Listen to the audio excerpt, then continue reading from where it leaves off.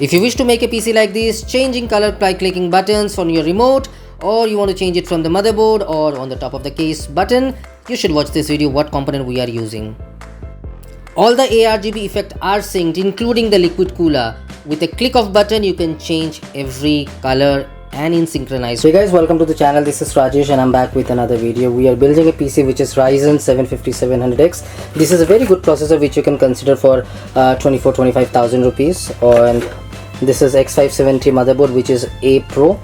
X570 motherboard with Wi-Fi would be expensive, so what we have done, we are using X570 A Pro from MSI, and we will be using TP-Link T5e which has Bluetooth and Wi-Fi, and that Wi-Fi works as good as inbuilt Wi-Fi.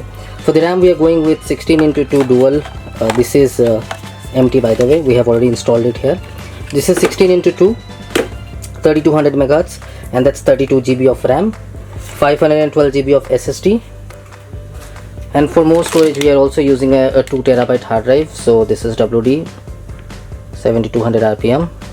For the power supply there would be CSK 650 bronze. This is 5-year warranty power supply. For the cabinet we are going with 690. This is from NT Sports. It has quite a lot of space, easily you can manage everything. We are going with 240mm cooler for now, which is from Deep Cool.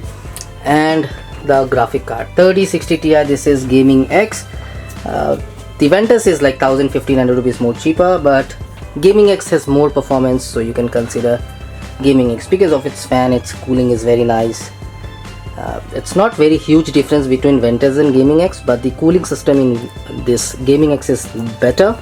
And if you have to pay 1,000-1,500 more, why not considering the better one? So yeah, so that's about the video. Don't forget to subscribe. It will really motivate me to make some more videos for you. Thank you for watching. Stay happy and stay blessed. Bye bye, and I'll see you in the next video.